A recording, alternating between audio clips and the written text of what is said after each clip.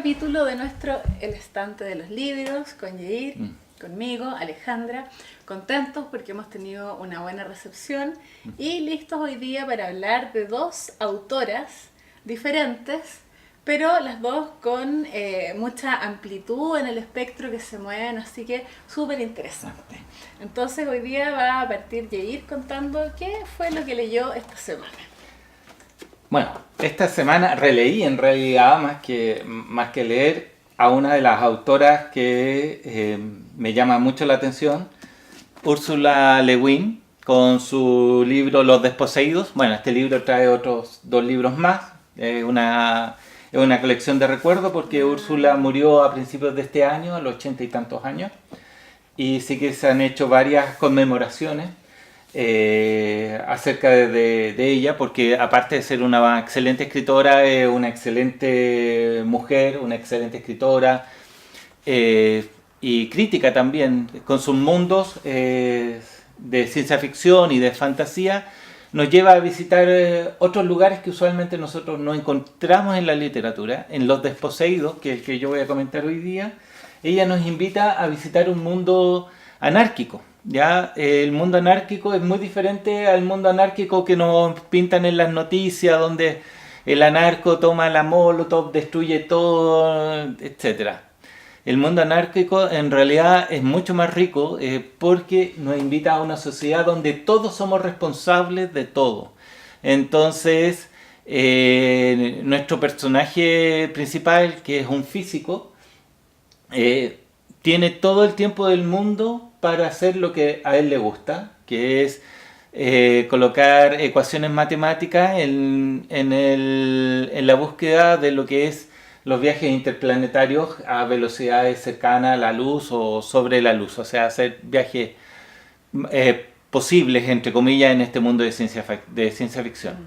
¿Y por qué nos plantea este mundo? Porque en general en la academia, que se ha permeado de esta necesidad capitalista de producir y lograr algún beneficio, están todos atentos de cuánto es lo que voy a ganar, cuántas son las publicaciones que voy a lograr, etc.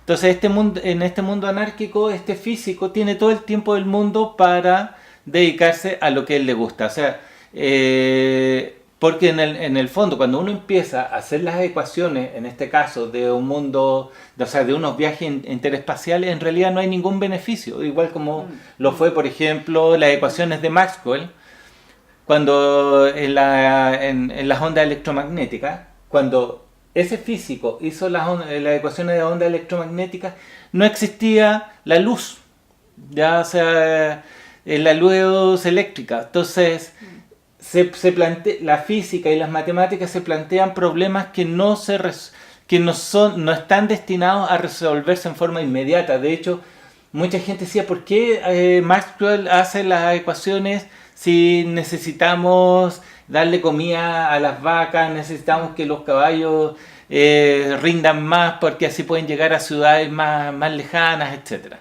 Oye, ¿y tú dirías entonces que para leer este libro hay que saber matemáticas, entender lo que está hablando? No. O sea, la ciencia ficción en general tiene la precaución de no colocar ecuaciones en el papel, digamos. O sea, Stephen Hawking decía que por cada ecuación que él iba a colocar en sus libros disminuía a la mitad los lectores. Entonces, sí, porque contaba así, yo digo, chuta, no voy a entender nada. No.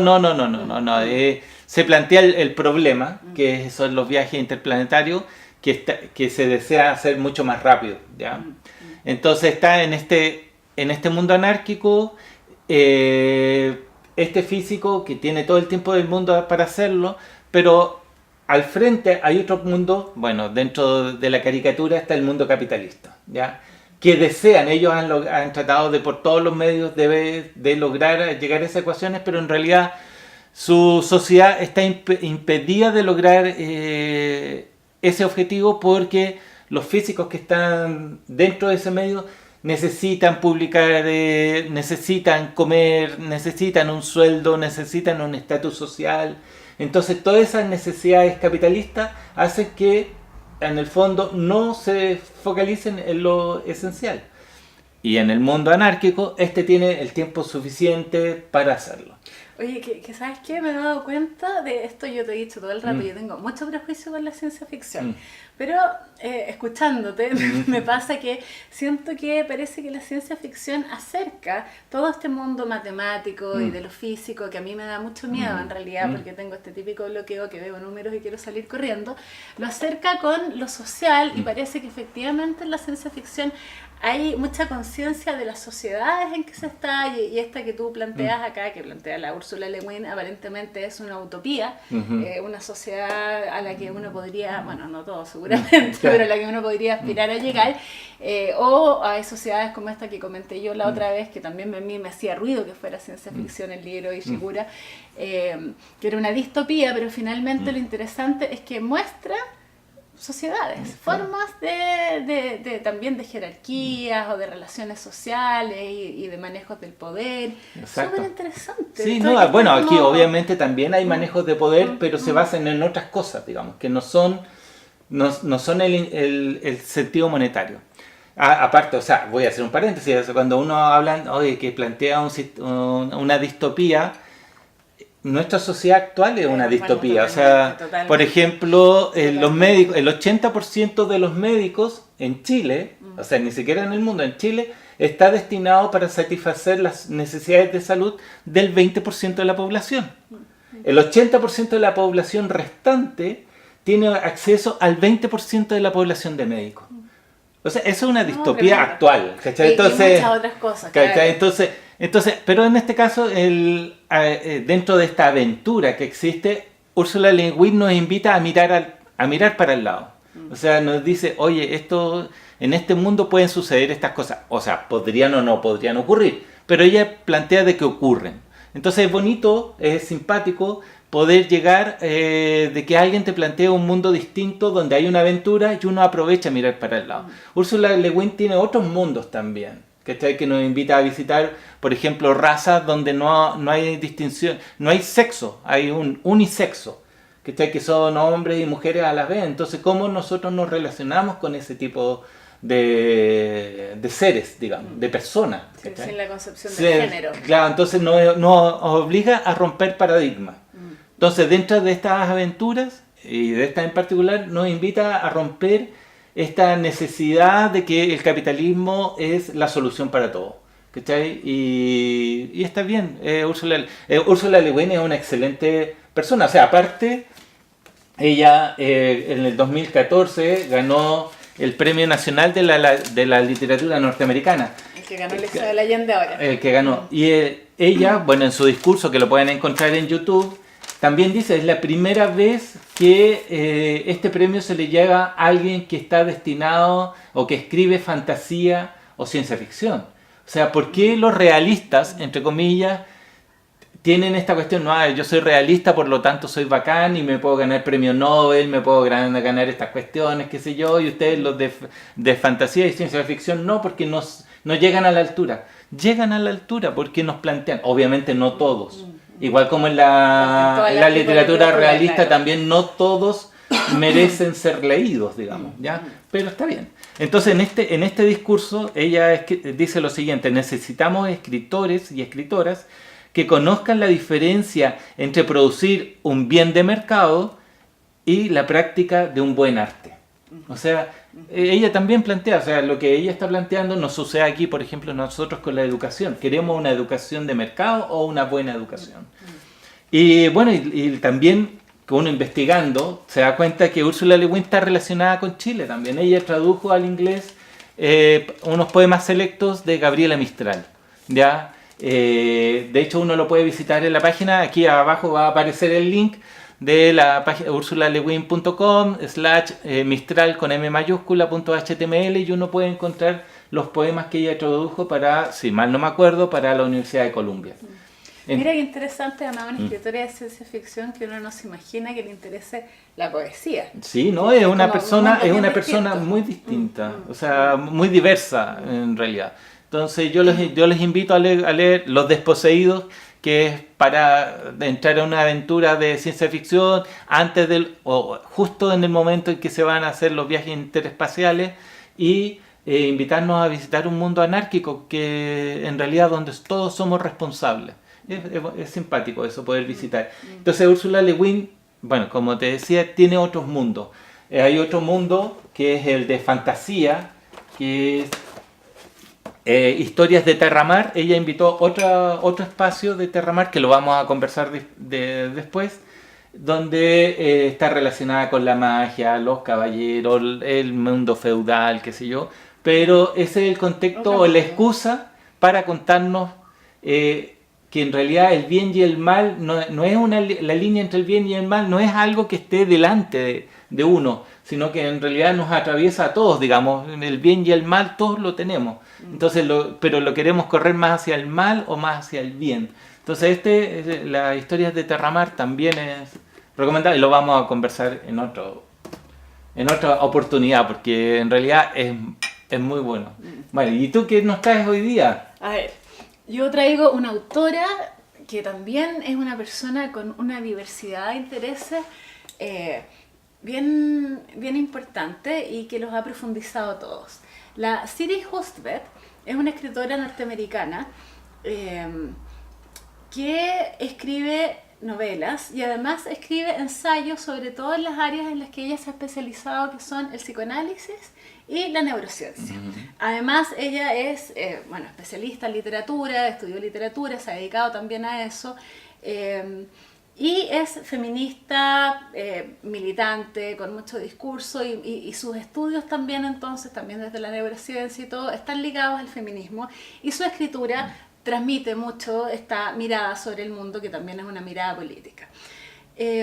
A mí me llegó la Siri Hustvedt porque me regalaron para mi cumpleaños este libro que se llama Los ojos vendados, que es la primera novela que ella escribió el año 80 y poco, y que fue recién publicada en español ahora el año pasado. Entonces, bueno, yo partí leyendo esto, que es su primera novela, que es una novela que a mí me gustó mucho. Es una novela bien ágil, pero que mira, es la historia de una estudiante de literatura. Está bien. Claro, como ella. Y está separado en distintos capítulos, y cada capítulo es una historia absolutamente distinta. Entonces son 5 o 6 historias absolutamente desligadas entre sí, unidas por este personaje que les da mucho color. Entonces, por ejemplo, en la primera historia uno siente el calor de ese verano, siente el sofoco. La historia tiene que ver con algo nada que ver. Ella estaba sin plata y buscaba trabajo y encontró un tipo que necesitaba que describiera objetos susurrándolos y sin saber nada de su dueña, de manera de acercarse y revivir a esta persona a través de los objetos. Una historia cualquiera, un poco extraña, pero que ella cuenta muy bien, no sé, uno puede ir abriendo mundos a partir de ahí. Está súper bien escrita y bueno, me interesó la Siri Hustvedt. Además, yo sabía que ella es la esposa de Paul Auster, que es un escritor que a mí me gusta mucho y es bien conocido y reconocido. Y entonces seguí leyéndola, y esto de que sea la esposa de Paul Auster es algo que le ha jugado de alguna forma en contra, porque él es el famoso. Y sí, uno lo encuentra ahí generalmente en las exposiciones de los libros y todo eso. Claro, O sea, él es conocido, ha escrito montones bestseller, de cosas, ¿no? claro. Y ella, de hecho, hay películas con que los guiones están basados en Paul Auster, y es muy entretenido. Además, también había pensado que alguna vez quiero hablar de él. Y ella empezó a hacerse famosa mucho después, y ella se ha especializado en campos más allá de la literatura, como te decía. Entonces le ha pasado muchas veces, y le pasó en Chile esta anécdota con un periodista que le preguntaba, pero cuéntame cómo fue que Paul Auster fue capaz de transmitir todos sus conocimientos de psicoanálisis. Y ella dice, pero si la que sabe de esto soy yo, y de neurociencias él no tiene idea. Y dice, bueno, parece que a la gente le cae mal que yo sea la intelectual de la familia. Entonces es bien interesante ella como persona. Yo estuve leyendo hartas entrevistas de ella porque le gusta mucho mostrar el mundo que tiene, las cosas, a las convicciones que ha llegado también, lo que significa ser la esposa de un tipo que es conocido, y ella se ha ido labrando su propio camino, pero un poco con este estorbo de que la estén comparando con él. Entonces no quiero detenerme más ahí, sino que en la siguiente novela que encontré de ella, que se llama El verano sin hombres, que es una novela, además de muy entretenida, muy interesante en cómo está escrita porque aunque la historia es muy clarita, es la historia de una mujer que por supuesto que cuando ella la escribió toda la gente le preguntaba ¿te separaste de Paul Auster? Es la historia de una mujer que es abandonada por su marido, tiene un episodio de crisis psicótica, es internada, después de una semana se recupera bien y se va un mes a vivir a un pueblito chico cerca de su madre y empieza entonces desde ahí a relacionarse con su vecina, con su madre que tiene 80 y tantos años y hace clases de poesía a un grupo de adolescentes y a partir de esas situaciones que son bien chiquititas, ella va armando todo un mundo en el que nosotros la acompañamos a través de las reflexiones que ella hace, de las asociaciones que va haciendo, de las sesiones que va teniendo por teléfono con su psicoanalista, donde uno también va mirando cosas y admirando la forma en que también esta psicoanalista le va mostrando y preguntando y mostrando ciertas cosas. Ella a partir de sus reflexiones llega a la etimología de palabras, por ejemplo, entre medio está pensando y se le ocurre un poema y entonces encontramos poemas bien divertidos, por ejemplo, bueno, ella habla mucho sobre el lugar de la mujer, por ejemplo, en la literatura, a partir de un taller de literatura también que tiene la mamá y de cómo históricamente los hombres siempre han renegado un poco de la literatura y leen más ensayos, entonces parece que esta cosa de la entretención fuera mucho más femenina y la cosa de los ensayos fuera mucho más masculina. Habla, por ejemplo, de la el marido que la abandona justamente es neurocientífico, entonces eso le da la excusa para hablar de las investigaciones del cerebro históricamente, como siempre se consideró que el cerebro de la mujer era más chico, más débil, que era incapaz, y cómo en la historia se han ido haciendo una serie de descubrimientos que han contradicho todas estas visiones y sin embargo se han interpretado de una forma que tampoco favorece a la mujer. Súper interesante. Cuenta como por ejemplo fue un tal Colón quien descubrió el clítoris de la mujer. Entonces dice, estos dos colones llegan a colonizar o llegan a descubrir cosas que en realidad con una mirada totalmente ajena, sin entender lo que están descubriendo. Es bien divertida. De eso ella hace ahí un poema chiquitito que yo encontré bien divertido, no lo encuentro ahora, así que no lo voy a leer, pero bueno, es súper entretenido la forma en que está escrita, se va desarrollando una historia donde ella de repente la para y dice, bueno lectores, yo me imagino que ustedes se preguntarán cómo va a seguir todo esto, donde han pasado determinadas cosas, etcétera, o sea, se vincula con el lector, se vincula con ella, hace asociaciones de la vida, de las relaciones humanas, de la neurociencia, de la literatura, de distintos autores, de filósofos, da ejemplos de montones de cosas. Súper interesante. Yo creo que acá ella se refleja harto porque después uno lee entrevistas y ve que muchas de las cosas que aparecen acá son de ella. Ella cuenta que efectivamente no es que se haya separado el marido, pero sí tiene una mamá que tiene 80 y tantos años y aparece como todo la pregunta por la vejez y la cercanía a la muerte, ponte tú. Muy interesante. No he leído más de ella, pero hubiera querido haberla leído entera para comentarla en profundidad, sobre todo porque ella ha escrito además un montón de ensayos de los cuales uno que no he leído, pero voy a comentar de lo que se trata porque me llamó mucho la atención, se llama Mujeres que miran a hombres que miran a mujeres.